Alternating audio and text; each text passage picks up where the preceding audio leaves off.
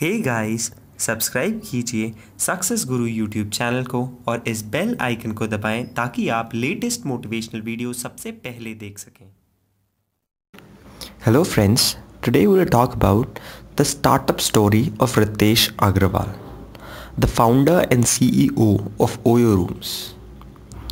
Can you believe that at an age when we're still trying to figure out what we want to do next in life, एक ऐसी उम्र जब हम decide कर रहे होते हैं कि आगे हमें क्या करना है, हम कौन से करियर में जाना चाहते हैं, उस उम्र में एक युवा रितेश अग्रवाल ने 16 घंटे काम करके 360 करोड़ की कंपनी खड़ी कर दी थी।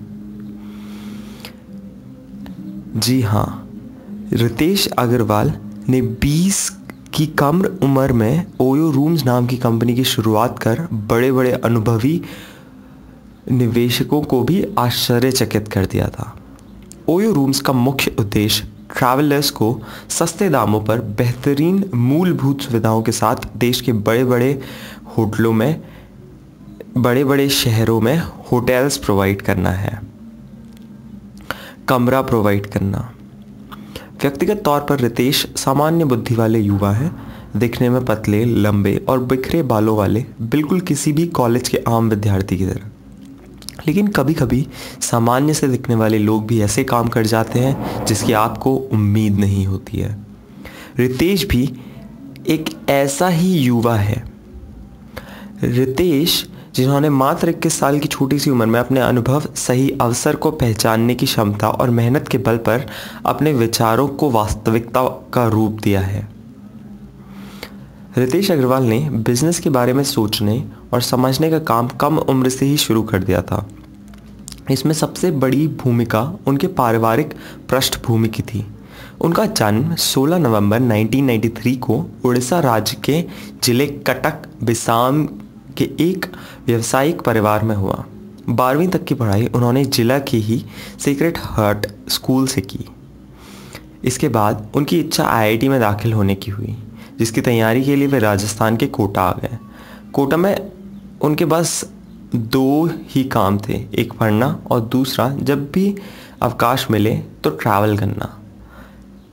यही से उनकी रुचि ट्रैवलिंग में बढ़ने लगी। कोटा में उन्होंने एक किताब लिखी, Indian engineering colleges, a complete encyclopedia of top 100 engineering colleges. और जैसे कि पुस्तक के नाम से पता लग रहा था, यह पुस्तक देश के 100 सबसे प्रतिष्ठित इंजीनियरिंग कॉलेजों के बारे में थी। इस किताब को देश की सबसे प्रतिष्ठित ई कॉमर्स वेबसाइट फ्लिपकार्ट पर बहुत पसंद किया गया। 16 वर्ष की उम्र में उनका चुनाव मुंबई स्थित Tata institute of fundamental research में आयोजित एशियन साइंस ग्रुप के लिए किया गया।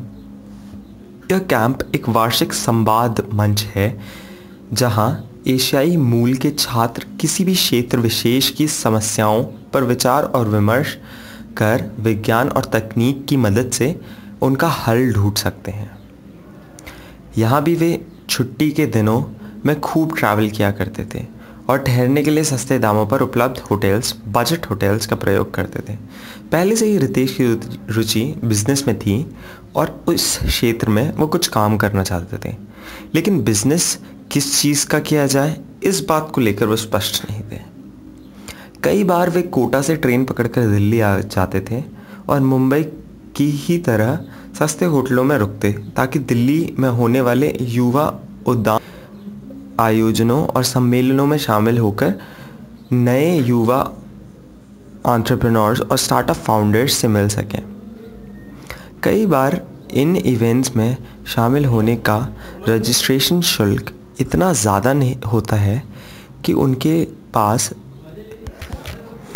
इसे देने के लिए पैसे नहीं हुआ करते थे, इसलिए कभी कभी वो इन आयोजनों में चोरी चुपके जाके बैठ जाते थे। यही वो वक्त था जब उन्होंने ट्रैवलिंग के दौरान ठहरने के लिए प्रयोग किए गए सस्ते होटल्स के बुरे अनुभवों को अपने बिजनेस का रूप देने की रुचि दिखाई और उन्हें यह आइडिया आया। ओरावल स्टेज से की शुरुआत। वर्ष 2012 में उन्होंने अपने ही पहले स्टार्टअप ओरावल स्टेज से शुरुआत। इस कंपनी का उद्देश्य ट्रैवलर्स को छोटी या मध्य अवधि के लिए कम दामों पर कमरों को उपलब्ध करवाना था, जिसे कोई भी आसानी से ऑनलाइन आरक्षित कर सकता था। कंपनी के शुरू होने के कुछ ही महीनों के अंदर उन्हें नए स्टार्टअप में निवेश करने वाली कंपनी वेंचर नर्सरी ने 30 लाख का फंड भी प्राप्त करवाया। अब रितेश के पास अपनी कंपनी को आगे बढ़ाने के लिए पर्याप्त पैसे थे। उसी समय अंतराल में उन्होंने अपने इस बिजनेस आइडिया को थील फेलोशिप, जो कि पेपल कंपनी के सह संस्थापक पीटर थील के थील फाउंडेशन द्वारा आयोजित एक वैश्विक प्रतियोगिता है के समक्ष रखा। सौभाग्यवश वे इस प्रतियोगिता में 10वां स्थान प्राप्त करने में सफल रहे और उन्हें फेलोशिप के रूप में लगभग 66 लाख की धनराशि प्राप्त हुई। बहुत ही कम समय में उनके नए स्टार्टअप को मिली इस सफलता से वे काफ़ी उत्साहित हुए और वे अपने स्टार्टअप पर और बारीकी व सावधानी से काम करने लगे।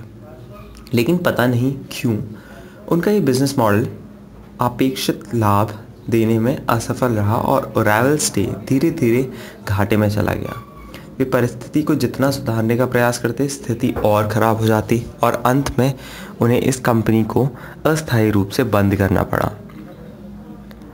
जब ओरावल स्टेज बन गया ओयो रूम्स, रितेश अपने स्टार्टअप के असफल होने से निराश नहीं हुए और उन्होंने दोबारा स्वयं को अपनाई गई योजना पर विचार करने की सोची ताकि उसकी कमियों को दूर किया जा सके। इससे उन्हें यह अनुभव हुआ कि भारत में सस्ते होटल्स में कमरे मिलाना आसान नहीं है। इसकी समस्या है। दरअसल कमी है होटल्स का काम पैसे में बेहतरीन सुविधाएं प्रदान करवाने वाले, कम पैसों में बेहतरीन सुविधाएं प्रदान करने वाले बहुत कम ही होटल्स हैं। विचार करते हुए उन्हें अपनी यात्राओं के दौरान बजट होटल्स में ठहरने के अनुभवों को भी याद किया, जो कभी कभी बहुत ज़्यादा पैसे देने पड़ते थे और कभी कभी वो बहुत ज़्यादा पैसे देने वाले होटल्स ही बहुत बदबूदार और अनहाइजीनिक हुआ करते थे। इन्हीं बातों ने उन्हें फिर प्रेरित किया कि वह अपने स्टार्टअप ओरावल स्टेज में नए बदलाव लाकर ट्रैवलर्स को सुविधा प्रोवाइड करने में सक्षम हों। तो वर्ष 2013 में फिर ओरावल लॉन्च हुआ, लेकिन इस बार बिल्कुल नए नाम और मकसद के साथ। अब ओरावल का नया नाम ओयो रूम्स था, जिसका मतलब होता है आपके अपने कमरे। ओयो रूम्स का उद्देश्य अब सिर्फ ट्रैवलर्स को किसी होटल में कमरा मुहैया कराना भर नहीं रह गया। अब वह होटल के कमरों की और वहां मिलने वाली मूलभूत सुविधाओं की गुणवत्ता का भी ख्याल रखने लगा और इसके लिए कंपनी ने कुछ मानकों को भी निर्धारित किया। अब जो भी होटल ओयो रूम्स के साथ जुड़ अपनी सेवाएं देना चाहते थे, उसे सबसे पहले कंपनी से संपर्क करना होता था। इसके पश्चात कंपनी के कर्मचारी उस होटल में जाकर वहां के कमरे और अन्य सुविधाओं का निरीक्षण करते थे। अगर वह होटल ओयो के सभी मानकों पर खरा उतरता है, तभी वह ओयो के साथ जुड़ सकता था, अन्यथा नहीं। Success of Ritesh Agarwal. इस बार रितेश पहले की गलतियों को दोहराना नहीं चाहते थे, इसलिए उन्होंने एक बिजनेस फर्म 70mm CEO भावना अग्रवाल से मिल बिजनेस की बारीकियों को बेहतरीन ढंग से जानने का प्रयास किया। इन सलाहों ने आगे चलकर उन्हें कंपनी के लिए अच्छे निर्णय लेने में काफ़ी मदद की। कंपनी के स्थापित होने के एक वर्ष बाद 2014 में दो बड़ी कंपनियां लाइटस्पीड वेंचर्स पार्टनर और DSG कंज्यूमर्स पार्टनर ने ओयो रूम्स में 4 करोड़ रुपए का निवेश किया।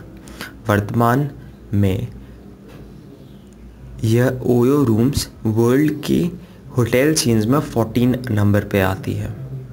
2016 में जापान की इंटरनेशनल कंपनी सॉफ्टबैंक ने भी 7 अरब रुपयों का निवेश ओयो रूम्स पे किया। ओयो रूम्स एक बहुत ही सक्सेसफुल इंडिया का नया स्टार्टअप है और रितेश अग्रवाल इंडिया के one of the shining stars हैं। उनकी स्टोरी से हमें ये सीख मिलती है दोस्तों कि जब भी कुछ सोचो तो बड़ा सोचो, आप उसे करने में बिल्कुल सक्षम हैं, आप बिल्कुल वो अचीव कर सकते हैं। बस अपनी होप्स हाई रखो और try to do creative things, कुछ नया सोचने की कोशिश करो। सफलता बिल्कुल आपके हाथ लगेगी। धन्यवाद।